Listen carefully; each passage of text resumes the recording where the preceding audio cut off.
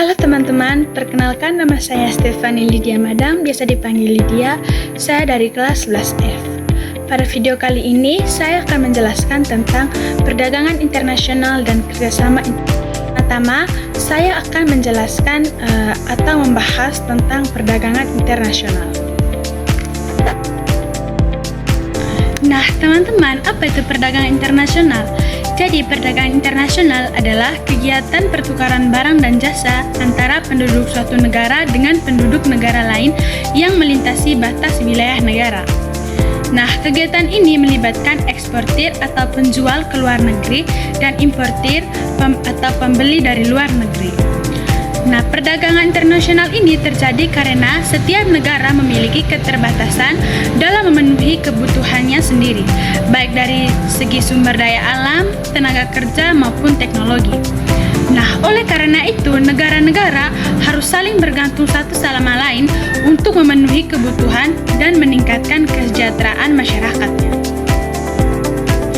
Nah, menurut para ahli ekonomi, perdagangan internasional ini dapat dijelaskan melalui beberapa teori.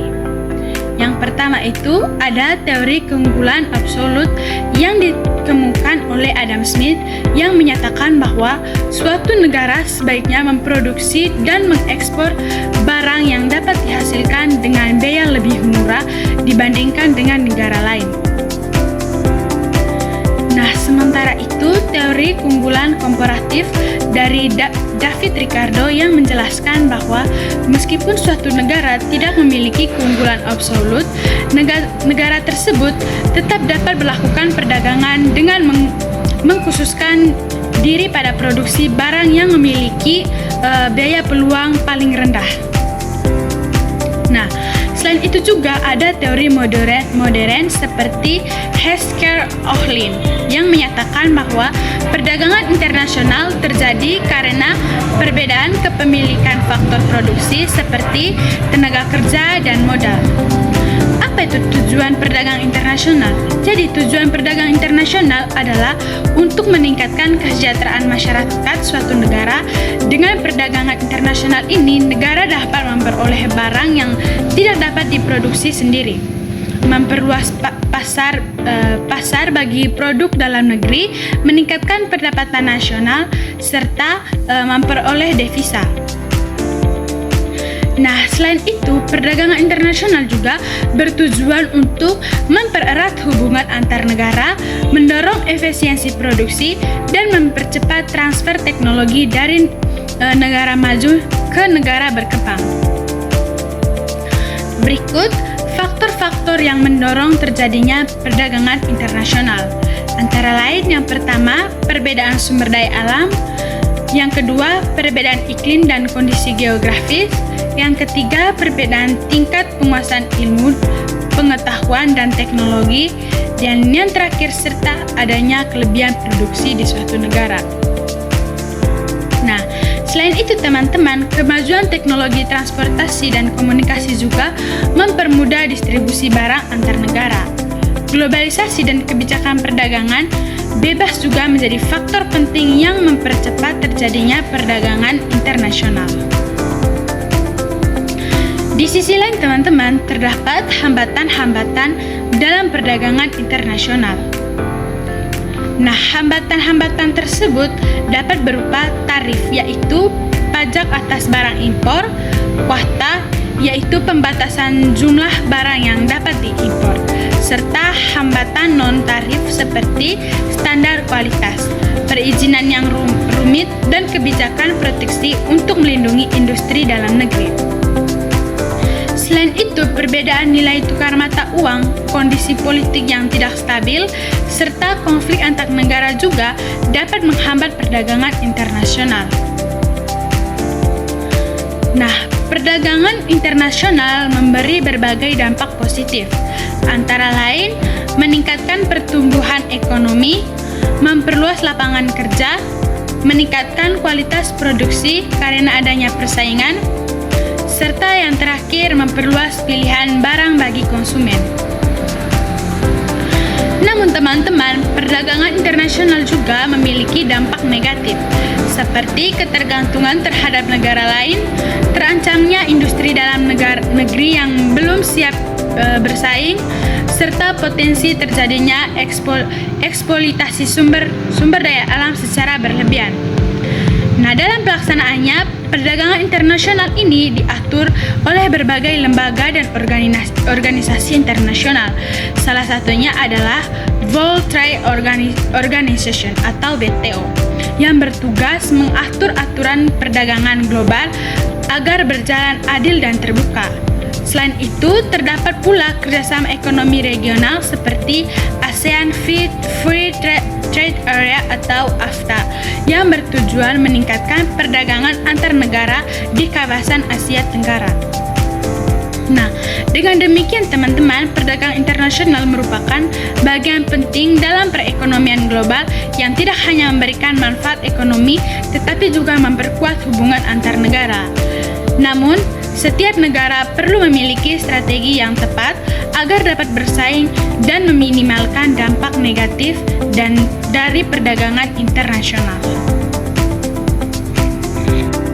Yang berikut saya akan bahas tentang kerjasama ekonomi internasional. Apa itu kerjasama ekonomi internasional?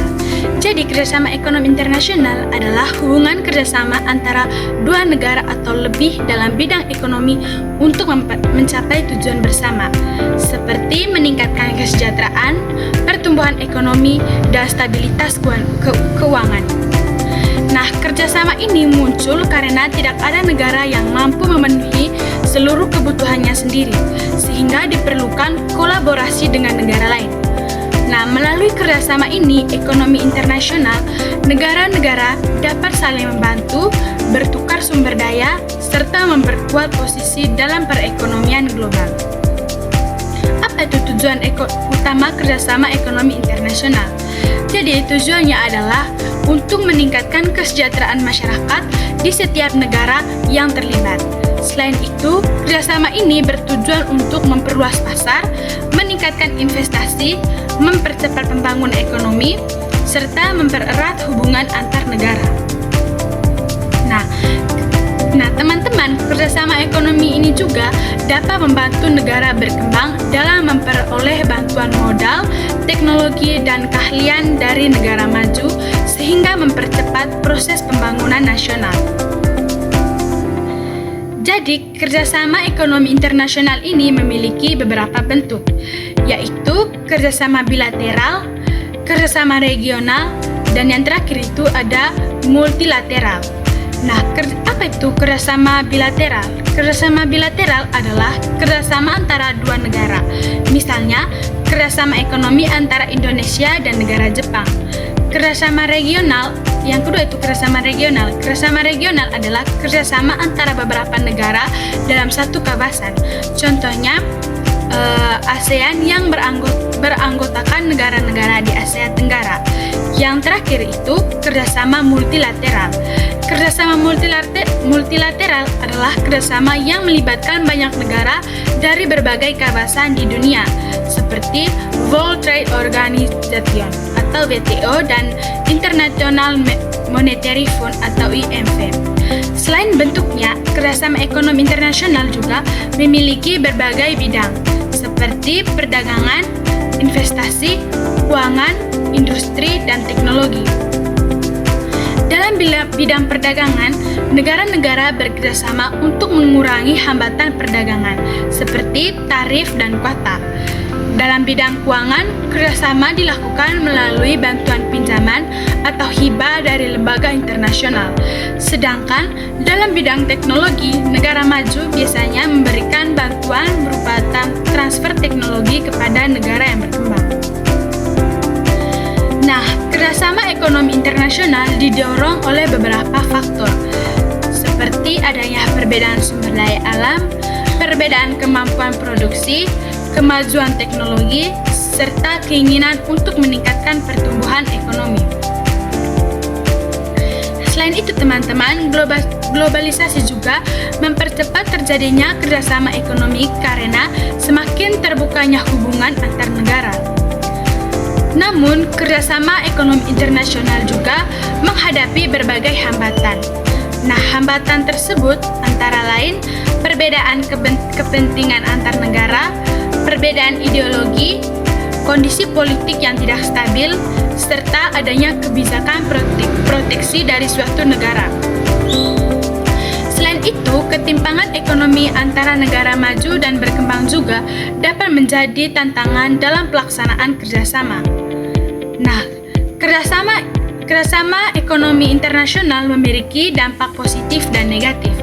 Dampak positifnya itu meningkatkan pertumbuhan ekonomi, memperluas lapangan kerja, mempercepat pembangunan, serta yang terakhir itu meningkatkan hubungan diplomatik antar negara.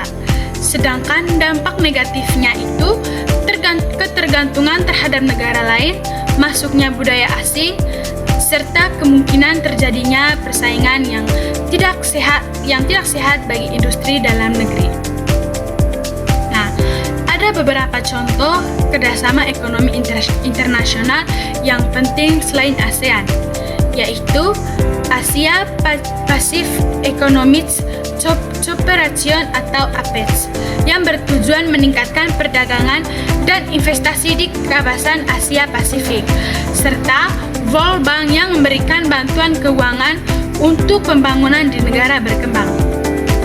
Nah, dengan demikian, kerjasama ekonomi internasional merupakan upaya penting yang dilakukan oleh negara-negara di dunia untuk saling membantu dalam mencapai kemajuan ekonomi. Kerjasama ini memberikan banyak manfaat, tetapi juga memerlukan strategi dan kebijakan yang tepat agar setiap negara dapat memperoleh keuntungan yang seimbang dan berkelanjutan.